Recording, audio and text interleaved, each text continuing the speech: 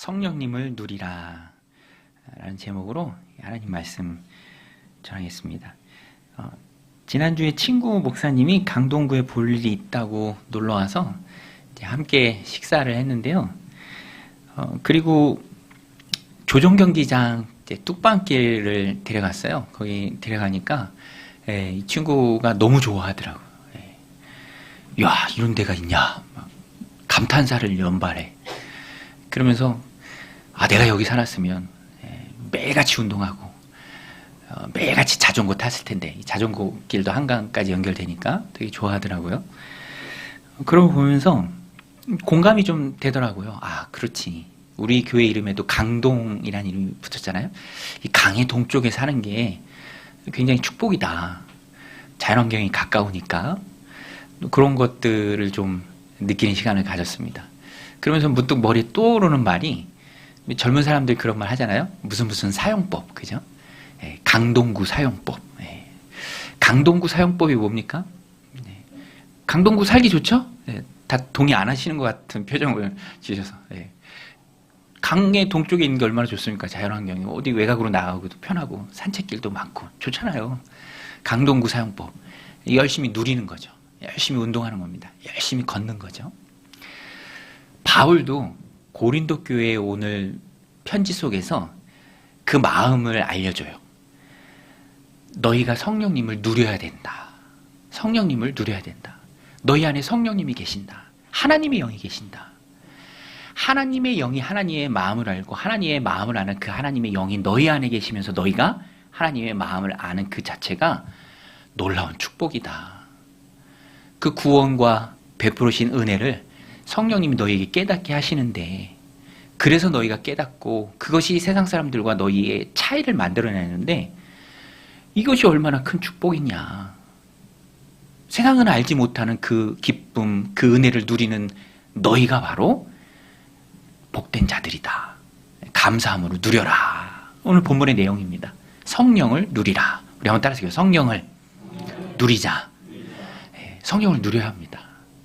예수 그리스도를 영접한 자에게만 하나님의 영이 머물러요. 세상은 받지 못하는 영입니다. 우리만 받고 우리만 누릴 수 있는 영이에요. 그것을 깨닫는 것이 중요하고, 깨달았다면 늘 성령님과 동행하는 그 삶이 중요하죠. 오늘 본문에 보면은 성령님께서 하시는 일, 가장 놀라운 일, 내가 구원받은 하나님의 자녀다라는 것을 증명하십니다. 우리 10절, 11절 같이 자막 보면서 함께 읽도록 하겠습니다. 시작. 오직 하나님이 성령으로 이것을 우리에게 보이셨으니 성령은 모든 것 곧 하나님의 깊은 것까지도 통달하시느니라. 사람의 일을 사람 속에 있는 영 외에 누가 알리요? 이와 같이 하나님의 일도 하나님의 영 외에는 아무도 알지 못하느니라. 바울의 이 비유가 참 마음에 와닿아요. 사람의 일을 그 사람 속에 있는 그 사람의 영이 아니면 그 사람의 마음을 누가 알겠느냐.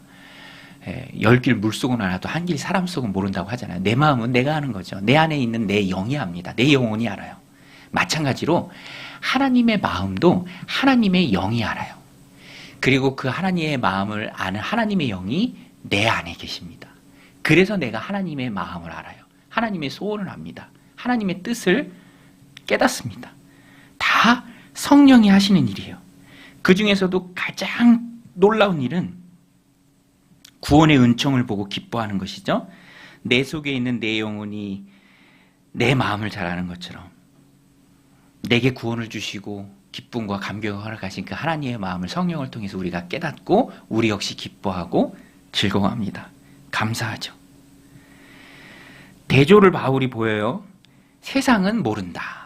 하나님의 영을 받지 않았기 때문에 모른다. 영적인 것을 세상은 모릅니다. 보이는 현세에 집중할 뿐이에요. 보이는 것만 인정합니다. 그래서 영적으로 몰라요. 보지 못합니다. 아예 문외한이에요. 우리도 그 음악을 잘 아는 사람이라면, 좋은 음악이 들려올 때 그 귀가 발달된 사람이라면 그것을 기쁘게 듣죠. 누릴 수 있습니다. 와, 이런 천상의 음악이 있네 하면서 누려요. 그런데 그렇지 못한 사람은 아무리 좋은 음악이 들려온다 해도 그 사람처럼 느끼거나 누리지 못하죠. 성령을 받은 우리는 구원의 기쁨과 감사, 그 감격을 가지고 살아가죠. 즐거워합니다. 그런데 그렇지 못한 사람은 다 어리석게 보여요. 냉소적으로 반응할 수밖에 없습니다. 그것이 왜 좋은지를 모르니까. 그것이 왜 기쁜지를 모르니까. 그저 어리석게 보입니다. 우리 14절 말씀인데요. 14절 같이 한번 읽겠습니다. 육에 속한 사람은 하나님의 성령의 일들을 받지 아니하나니 이는 그것들이 그에게는 어리석게 보임이요 또 그는 그것들을 알 수도 없나니 그러한 일은 영적으로 분별되기 때문이라. 육에 속한 사람은 모른다. 그래서 어리석게 보일 뿐이다. 영적인 것들을 즐거워하는 우리의 모습이, 구원의 감격이 냉소적으로 반응할 수밖에 없죠. 육에 속한 사람이다라고 오늘 성경에 나오는데 영어 성경에 보면은 원어를 따라서 원어는 자연에 속한 사람이다라는 뜻이거든요. 그래서 더 내추럴 퍼슨이라고 다 번역했어요. 자연인이에요. 자연에 속한 사람, 거듭나지 못한 사람, 아직 거듭나지 못한 사람. 차이가 있어요. 같이 누리지 못합니다. 같이 즐거워하지 못해요. 우리는 즐겁지만 그 즐거움에 참여하지 못해요. 저도 군 생활할 때 그렇게 이 선임병들이 귀에 못이 박히도록 저한테 했던 얘기가 있어요. 저는 뭐 신학대학교 다니다가 군대를 갔으니까, 야, 너는 술도 안 먹고 담배도 안 피고 도대체 너는 인생을 무슨 재미로 사냐. 거의 나중에 막 짜증날 만큼. 왜냐하면 저는 충분히 제 인생이 재밌거든요. 몰라요, 세상은. 그 기쁨을 함께 누리지 못합니다. 그런데 깨달으면, 성령을 받으면 깨닫고 알죠. 어른과 아이의 차이도 비슷하죠. 뭐 예를 들어서 이제 돈의 가치라고 했을 때 저희 아이들 한 명씩 다 그렇게 했던 것 같아. 이제 어렸을 때 할머니 집 가면 간혹 할머니가 이렇게 5만 원짜리 용돈을 주실 수도 있잖아요. 그러면 이제 어머니 왜 이렇게 큰 돈을 주세요. 이제 그러고 이제 차에 타면 이제 빳빳한 1,000원짜리를 내밀면서 이 색깔이 더 예쁘지 않니? 바꾸지. 왜냐면 아이들은 관리가 안 되니까. 관리를 못 해요. 그게 얼마의 가치인지를 몰라. 이제 다 바꾸는 거죠. 성령님이 우리에게 주시는 기쁨은, 또 우리로 깨닫게 하는 것은 다 영적인 것이에요. 하늘의 복입니다. 마음의 평안이에요. 천국의 소망이에요. 세상의 것들하고는 달라요. 세상 사람들은 세상의 것들을 보면서 좋아해요. 그것을 얻으면서 성취감을 맛봅니다. 더 얻기 위해서 노력하죠. 그러나 우리 자연인 아닌 성령을 받은 성령의 사람들인 우리는 세상이 알 수도 없는 기쁨을 성령님을 통해서 누립니다. 하나님의 마음을 알아요. 무엇이 중요한지를 깨닫습니다. 그리고 다른 가치관과 다른 생각, 다른 삶의 모습으로 하나님 주신 삶을 살아갑니다. 성령의 충만함 속에 살아가는 그 사람이, 바울이 고린도 교회 교인들에게 말하는 거예요. 너희 안에 계신 성령님을 누려라. 성령의 충만함으로 영적인 기쁨을 충만히 누려라. 구원의 영역에서도 마찬가지입니다. 고린도전서 1장 8절에서 말하는데요. 십자가의 도가 멸망하는 자들에게는 미련한 것이요, 구원을 받는 우리에게는 하나님의 능력이라. 여러분, 십자가의 도가 우리에게 하나님의 능력인 줄로 믿습니다. 구원받은 우리임을 증명하는 것이 바로 십자가의 도를 하나님의 능력으로 받기 때문에 그래요. 세상 사람들에게는 미련한 거예요. 고린도전서에 나옵니다. 유대인들에겐 거리끼는 것이고 헬라인들은 혐오하는 것이다. 미련한 것이다. 그러나 십자가가 우리에게는 구원을 주시는 하나님의 능력이죠. 그걸 알아요. 성령님을 통해서 압니다. 그래서 우리는 세상을 닮지 않아야 해요. 세상에서는 말씀드린 것처럼 자연에 속한 사람들은 다 어리석게 보이고 하찮게 여깁니다. 믿음과 신앙을 다 평가절하해요. 예배도 그래요. 그런데 여러분, 예배가 얼마나 소중합니까? 믿음과 신앙이 얼마나 소중해요. 저는 이 말씀 묵상하면서 세상 사람들이 하찮게 여기는 것이 우리에게 얼마나 소중한가. 우리가 그 사람들의 영향을 받고 이렇게 소중한 것을 조금이라도 하찮게 여기는 마음이 있다. 하나님 앞에 너무너무 송구한 거예요. 여러분 보세요. 제가 보니까 저희 아이들도 뭐 학원 다닌다고, 학교 다닌다고, 또 뭐 놀러 다닌다고, 뭐 만나는 시간이 줄어들기도 하고, 따지고 보면 집에 들어와 있는 시간이 적기도 해. 뭐 시험 시간에는 더 그래요. 그렇다고 머무는 시간이 적다고 하찮은 게 아니잖아요. 별로 안 중요한 게 아니잖아요. 집이 얼마나 소중합니까? 집이 있기 때문에 나가서 힘있게 생활할 수 있는 거예요. 돌아갈 집이 있기 때문에. 단 한 시간을 머물러도 그 집이 없다면 홈리스죠. 영적인 홈리스입니다. 믿음과 신앙, 하나님 앞에서는 이 예배 시간, 소중한 영적인 공동체 너무너무 소중해요. 너무너무 귀한 것입니다. 그 사실을 우리가 굳게 알아야 해요. 그것을 알게 해주시는 분이 바로 성령님이십니다. 그래서 우리는 늘 기도해야 합니다. 하나님 성령의 충만함 주셔서 눈을 열어 성령님 깨닫게 하시는 신앙의 소중함, 예배의 소중함 내가 깨닫게 하옵소서.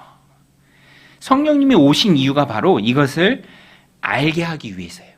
내게 은혜로 주신 것들을 알게 하기 위해서. 우리 고린도전서 2장 12절인데요. 이 말씀도 우리 같이 한번 읽겠습니다.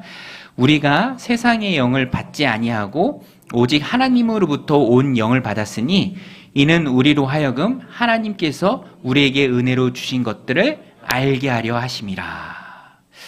저는 이 말씀을 묵상하면서 너무 깊이 다가오더라고요.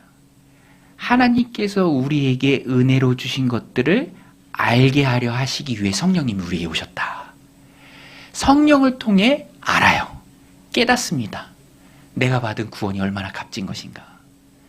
구원과 더불어 하나님 베풀어 주신 은혜가 얼마나 귀한 것인가. 여러분 하나님이 은혜 주셨죠?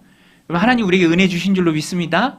각양 은혜가 있어요. 저에게 주신 은혜가 있고 우리 각자에게 하나님 주신 은혜가 있습니다. 우리 매일같이 고백하고 부르는 찬양의 가사처럼 당연한 것이 아니라 하나님의 은혜예요. 당연한 것이 아니라 하나님의 은혜다. 우연이 아니라 하나님 베푸신 은혜다. 이것을 우리가 깨달아야 합니다. 그것을 아는 사람이 바로 영적인 사람이죠. 철든 신앙. 아는 것과 모르는 것은요, 하늘과 땅 차이예요. 모르면 바르게 반응할 수가 없어요. 알아야 감사가 나옵니다. 알아야 기쁘게 헌신해요. 모르면 불평과 불만이에요. 부족한 것만 얘기합니다. 모르니까. 뭐 부모와 자식의 예를 들을 때 철들고부터 바른 자녀의 삶이 시작되잖아요. 제가 전에 교회에서 유초동부 담당할 때 아이들 뭐 이렇게 부모의 마음, 하나님 마음 알자 뭐 그 얘기하면서 그 예전에 G.O.D라는 가수 있었어요. G.O.D. 어머님께라는 노래였거든요. 그 앞부분의 가사가 그거예요. 뭐 들어보셨을 텐데 뭐 어렸을 때부터 우리 집이 되게 가난했었고 뭐 남들 단어 외식 몇 번 한 적이 없었고 뭐 매일같이 끓여 먹던 라면이 너무 지겨워서 맛있는 것 좀 먹자고 대들었어. 그러다 마지못해 어머니 꺼내주신 비상금으로 시켜주신 짜장면 하나에 너무나 행복했어. 그 다음 가사가 재밌어요. 그러나 어머니는 왠지 드시지 않으셨어. 어머님은 짜장면이 싫다고 하셨어. 어머님은 짜장면이 싫다고 하셨어. 하다 보니까 제가 막 랩을 하네요. 그죠? 근데 그 가사가 애들한테 그렇게 불러주고 영락없이 대답해요. 아이들은. 지금도 저희 막내는 막 그런 대답해. 물어봐요. 어머니는 왜 짜장면이 싫다고 하셨을까? 어머니는 왜 짜장면이 싫다고 하셨을까? 우리가 생각하는 그 이유는 말 안 해요. 어머님은 짬뽕이 좋아서, 탕수육을 더 좋아해서. 몰라요. 어머니는 왜 짜장면이 싫다고 하셨는지, 왜 생선 눈알이 맛있다고 하는지, 엄마는 이게 더 맛있다 말하는지 몰라. 그럼 어떻게 그 사랑을 느끼고 깨닫고 반응하겠습니까? 모르는데. 철들어야 돼요. 신앙도 철들고부터 진짜입니다. 하나님의 마음을 알아야 돼요. 은혜 베푸신 하나님, 은혜로 허락하신 하나님. 이게 다 하나님의 은혜구나. 나 같은 사람도 구원해 주시고 자녀 삼아 주시고 복 주시니 얼마나 큰 은혜인가. 바울도 나중에 고백하자. 내가 죄인 중에 괴수다.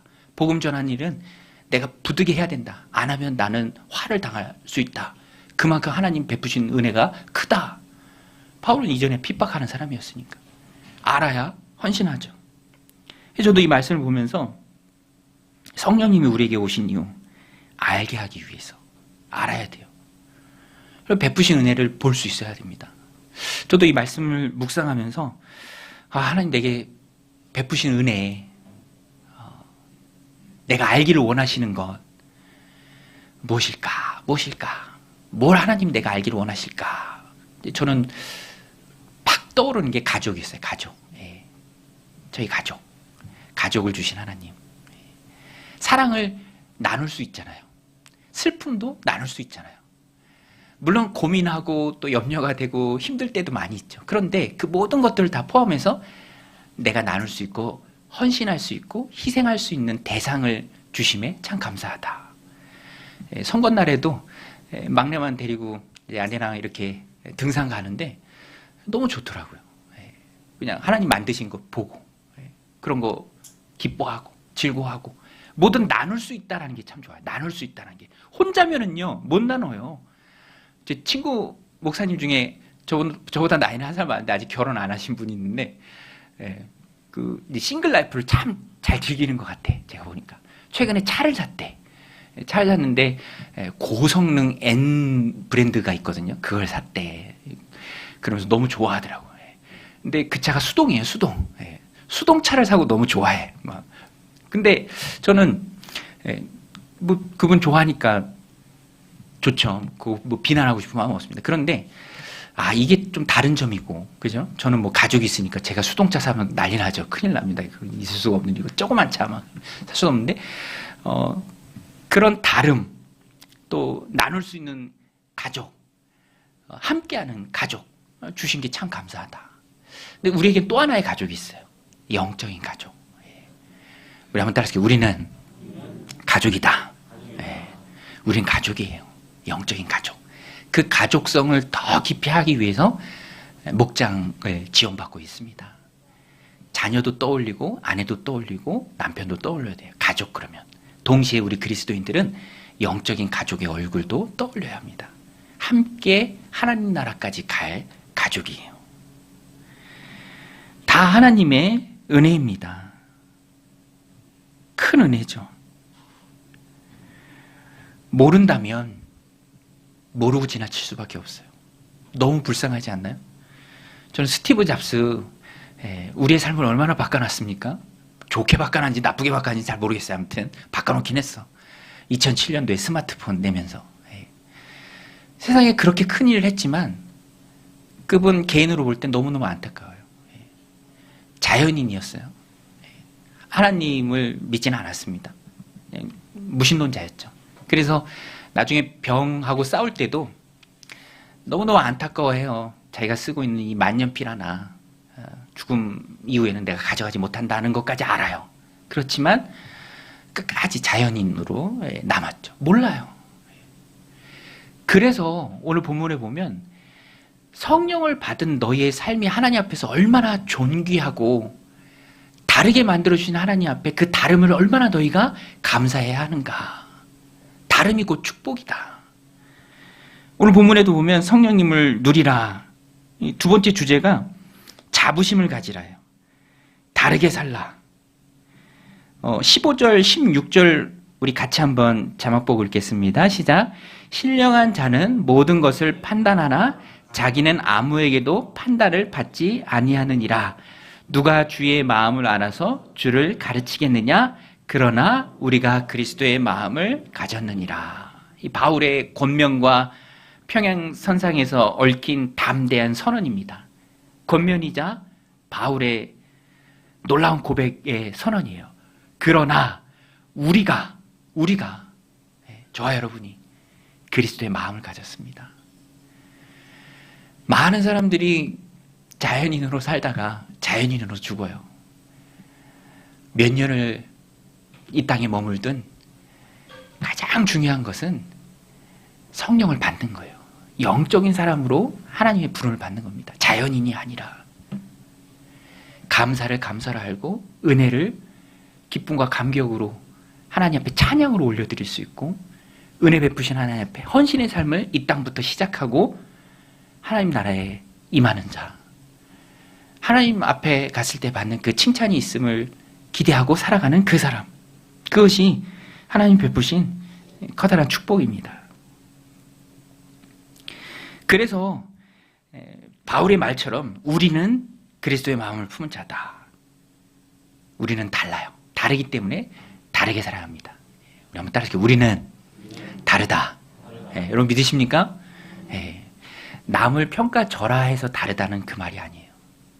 성령을 받은 하나님의 사람이기에 가치관이 다르다라는 거예요. 그 설악산 입구에 가면은 어떤 사찰이 있는데 거기 증축으로 하나 봐. 뭐 이렇게 건물을 짓고 있는데 그 앞에 기와를 판매하더라고요. 기와. 쫙 늘어져 있어요. 근데 그 기와에 사람들마다 그들의 기도 제목을 적어요. 그들의 기도 제목. 근데 이렇게 보니까 다 보이게 적어서 보는데 다 현실적인 거예요. 그렇죠? 뭐 재물의 형통. 이게 아주 문구가 정해져 있어. 소원 성취, 가족 건강, 무슨 학교 입학, 뭐 이게 다 천편일적이에요. 찍히 현세적이고 찍히 개인적인 것이죠. 그런데 여러분, 우리 그리스도인들은 달라야 돼요. 가치관이 달라야 합니다. 생각이 달라야 돼요. 나오는 반응이 달라야 되고 삶의 태도가 달라야 합니다. 기도 제목이 달라야 해요. 기도 제목이. 처음에는 나의 소원이죠. 나의 소원. 소원 성취. 그런데 믿은 지 몇 년 되셨나요? 5년, 10년 많이 지나면 기도 제목도 달라져야 돼요. 주님의 소원. 하나님의 마음을 아는 우리는 다른 자들이기 때문에 하나님의 소원을 이루는 일에 애써야 합니다. 우리는 다르니까 다른 모습이 있어야 합니다. 열매로 알리라.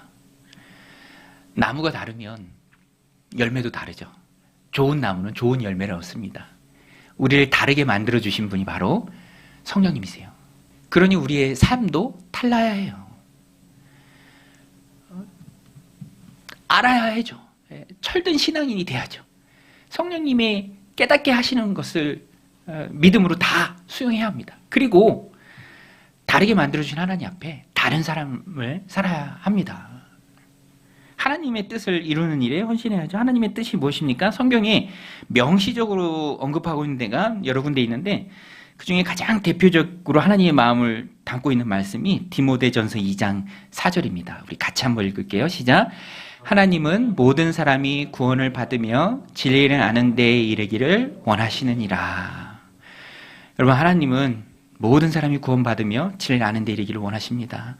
사랑하는 우리의 가족들이, 사랑하는 우리의 지인들이, 복음 듣고 구원받아야 할 많은 영혼들이 진리 가운데 나오기를 원하시는 분이 바로 하나님이세요. 그 하나님의 뜻을 우리 마음에 품고 우리도 그 하나님의 뜻을 이루어지는 일에 헌신해야 합니다. 행복은요, 하나님의 뜻을 붙들고 쫓아갈 때 하나님께서 보상 차원에서 주시는 거예요. 행복을 목적으로 삼고 달려갈 때 그 행복을 얻을 수 있는 게 아닙니다. 하나님의 뜻을 목적으로 삼고 달려갈 때 하나님이 기특하다 주시는 것이 바로 보상이에요. 마태복음 6장 33절에 나오죠? 같이 한번 읽겠습니다. 시작. 너희는 먼저 그의 나라와 그의 의를 구하라. 그리하면 이 모든 것을 너희에게 더하시리라. 여러분, 하나님이 더해 주실 줄로 믿습니다. 이 모든 것, 이 땅에 살아가는데 필요한 것들이에요. 이 앞부분의 말씀 보면 하나님 그거 다 아신다 그랬어요. 그런데 이방인처럼 구하는 것이 아니라 먼저 하나님의 나라, 하나님의 의를 위해서 일하라. 그러면 하나님이 주신다라는 조건부예요. 우선순위는 분명합니다. 이것을 깨달을 때 하나님 기뻐하시는 삶을 살 수 있어요. 인생의 목적은 행복이 아니에요. 인생의 목적은 하나님 그 자체입니다. 그때 하나님이 주시는 것이 행복이죠. 부부로 엮어주신 이유도 그거예요. 팀으로 하나님 일 하라고. 행복하라고 부부로 엮어주신 게 아니라 하나님 일 하라고 부부로 엮어주십니다. 그때 하나님이 또 행복을 주시죠. 우리 목자 목녀로 헌신해 주신 내 가정이 있습니다. 너무너무 감사해요. 하나님이 귀하게 받으실 줄로 믿습니다. 오늘 우리도 이 말씀을 마음에 품고 성령을 누려야 합니다. 그것이 곧 복받는 길이에요. 하늘복이죠. 여러분 성령을 누리심으로 하나님 예비하신 많은 복을 받아 누리는 은혜의 종들이 다 되시기를 주님의 이름으로 축원드립니다.